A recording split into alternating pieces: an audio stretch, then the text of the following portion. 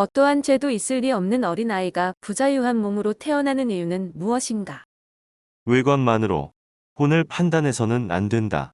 다시 말해서 혼의 진화와 그 혼이 사용하는 육체의 진화를 동일선상에 두고 비교 판단해서는 안 된다는 말이다. 불행하게도 부모에게서 받은 유전인자로 인해 불구가 되었더라도 그것이 혼의 진화를 방해하지는 않는 것이다. 보통 그런 혼에는 응분의 보상 원리가 작동하여 정상적인 사람에 비해 친절함이나 관용, 온순함 등이 더 많다는 것을 느낄 수 있을 것이다. 보상의 원리는 영구불변이다.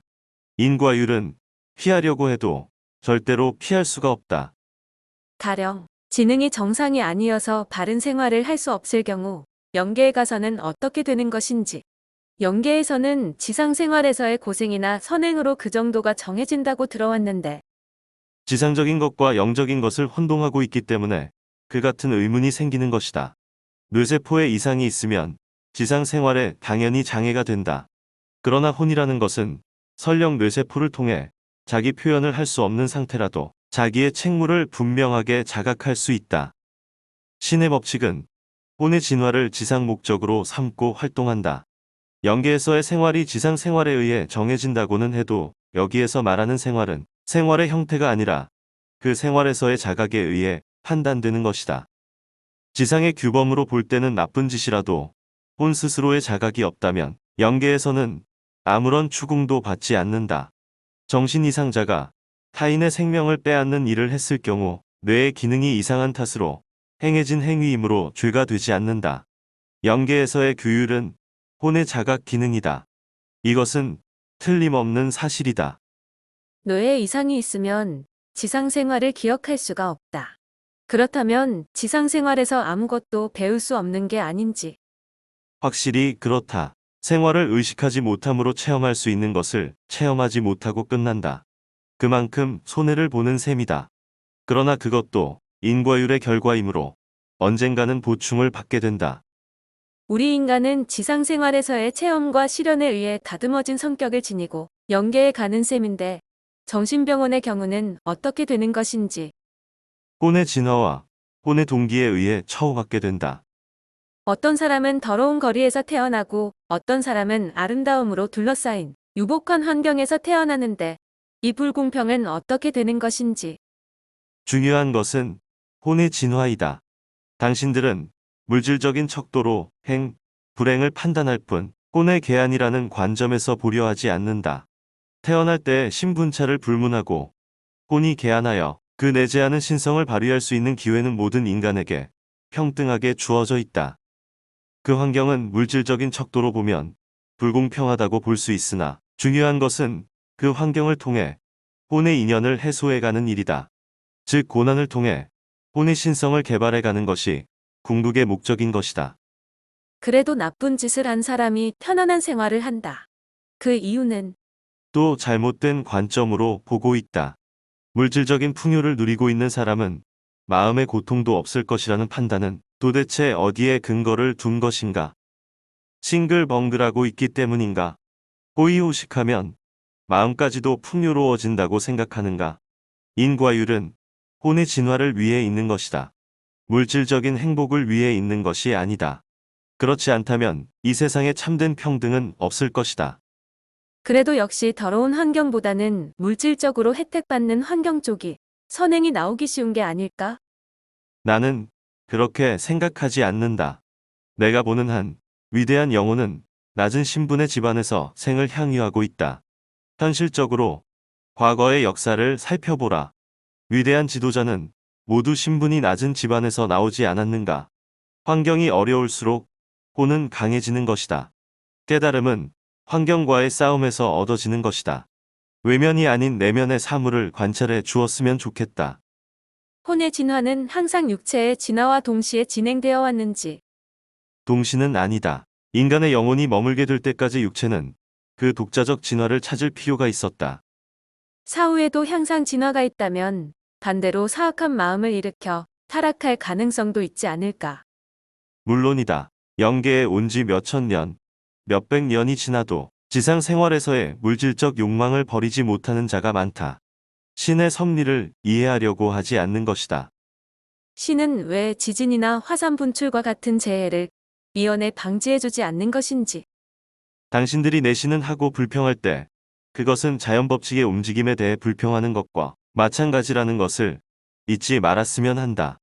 나는 영적인 자연 법칙을 있는 그대로 가르치고 거기에 나 자신의 체험을 섞어서 말하고 있는 것이다. 지진이라는 것은 지구의 진화 과정에서 일어나는 일종의 정화 현상이다. 지구가 완성의 경지에 다다르려면 아직 많은 시간이 필요하다. 그 정화 활동 때문에 많은 인간이 희생되는 것은 불공평하게 생각되는데. 죽는다는 것은 결코 불행도 재난도 아니다.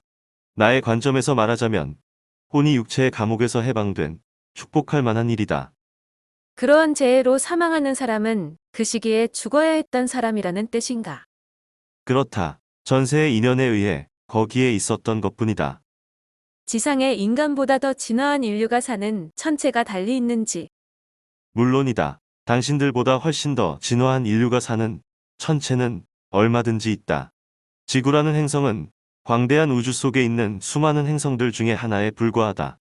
더욱이 지구보다 정도가 낮은 행성은 단 하나밖에 없다. 갓난아이가 사고로 타계한 경우 인간으로서 이 세상의 생을 향유할 의미가 없는 것이 아닐까? 영원한 생명을 좁은 소견으로, 아니 물질적 척도로 판단하는 한 그런 문제를 바로 이해하지 못할 것이다. 인간의 이해력에는 한계가 있다. 뛰어나게 총명한 사람이라도 지상적 지식의 범주를 완전히 뛰어넘을 수는 없다. 지상 생활을 끝내고 영적 지식의 눈으로 사물을 보게 될 때, 그때서야 도저히 이해하지 못했던 심오한 신의 배려를 처음으로 알게 되는 것이다. 지상 생활을 하는 동안은 불투명 유리로 건너다 보는 것과 같은 것이다. 사물의 진상을 아는 것은 도저히 불가능하다. 목전의 현상만으로 영혼의 생명을 판단하려고 하는 것은 국민학교 때의 성적만으로 그 사람의 전생애를 판단하려는 것과 같은 것이다. 중학교, 고등학교, 대학교로 진학하고 사회인이 되어서 많은 체험을 쌓아가는 것처럼 지상 생활을 끝내고 영계와 영적 진화를 터득함에 따라 그때까지는 몽상에 지나지 않았던 멋진 세계를 볼 수 있게 된다. 지상에서 이루지 못했던 여러 가지 소망을 이룰 수 있게 되는 것이다. 그 단계에 이를 때까지 신에게 불평을 해서는 안 된다. 여기에서 실버버치는 인간 세계의 구체적인 상황을 비유로 들어 실버버치 자신의 의견을 잘 표현하고 있다. 실버버치는 인간이 육체에 머물러 있는 한 아무리 노력해도 우주의 진상을 깨달을 수는 없다.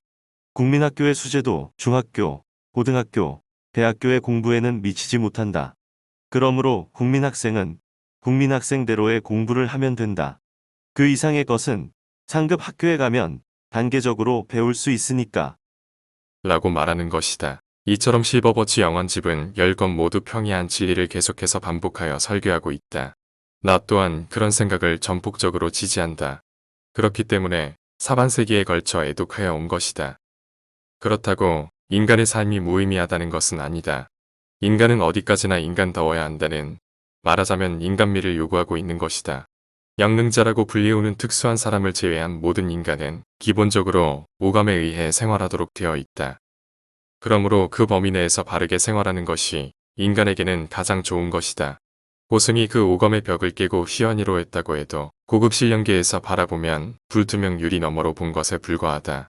그것도 유계의 상층부, 겨우 영계의 입구를 본 것에 지나지 않는다. 그 근처는 죽은 사람이면 누구나 갈 수 있는 곳인 것이다.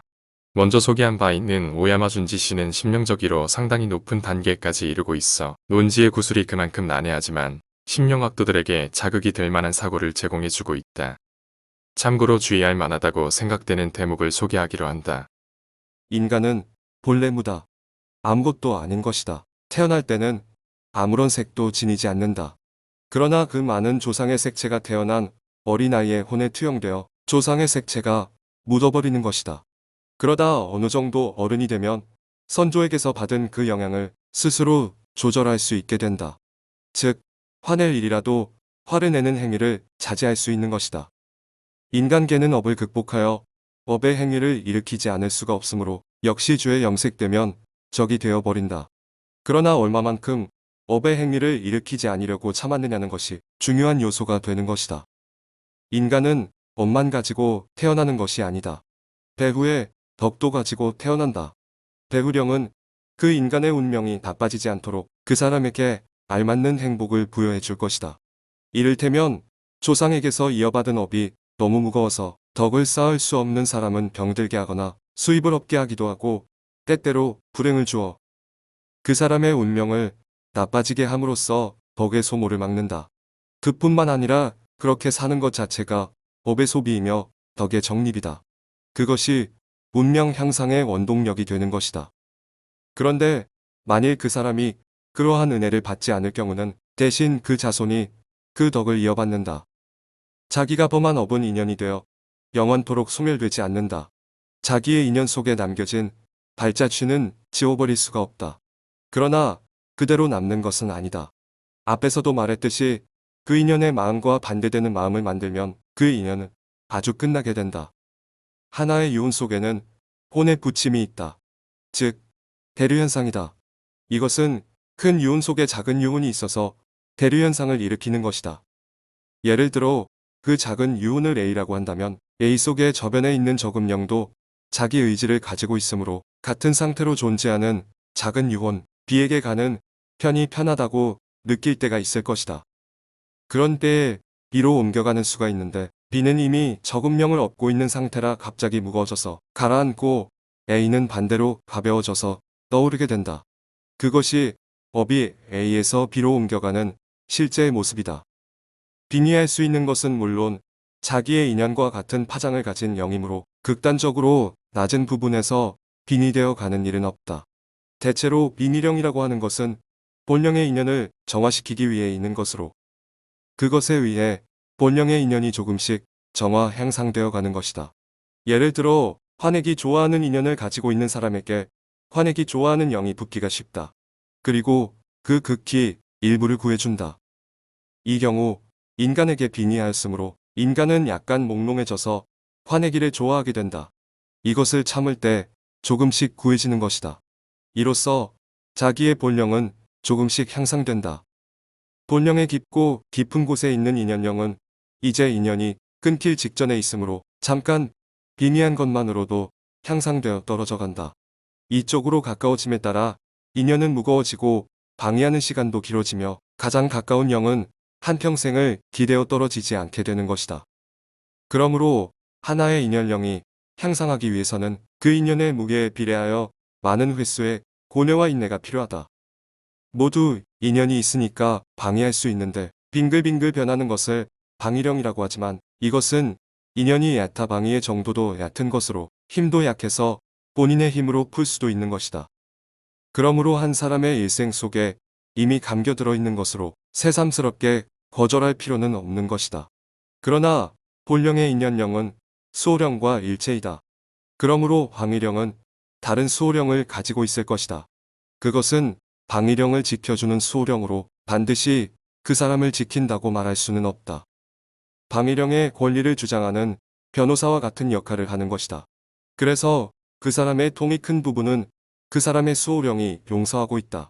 따라서 그 테두리 안에서는 아무리 날뛰어도 상관없다고 저쪽의 수호령도 미묘한 관계로 서로 엉키면서 그 빙의령을 향상시키기 위해 밀려나오지 않도록 노력한다. 또 피의자의 수호령도 밀려나오지 않도록 잘 지켜보게 되는 것이다. 빙의한다는 것은 인간을 불행하게 만든다. 우리는 율의 세계, 유한의 세계에서만 살 수 있기 때문이다. 물질이 부족하면 당연히 불행해지고 궁극엔 죽음에 이르게 된다. 신이 볼 때 그것이 옳은 것이라고 해도 인간에게 있어서는 선이 될 수 없다.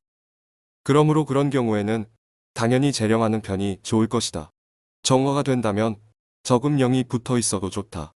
자기가 이겨낼 수 있는 괴로움이라면 그래도 좋으나 그 상태가 지나치다면 역시 좋지 않다. 사실은 끊지 않는 것이 좋다. 정령이 제일이다. 그러므로 신이나 배후령에게 부탁하여 정령을 받는다. 그것이 되지 않을 때는 덕을 갖는 것이 좋다. 덕을 가지고 있으면서 그것을 미끼로 던져주어 되돌려주면 된다.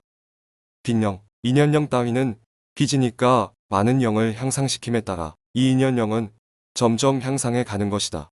따라서 빙의령도 하나의 자세를 가지고 빙의하고 있는 것이다. 그러므로 빙의를 하나하나 끊어버리면 향상하지 않는다. 영은 향상하기 위해 존재하는 것이다.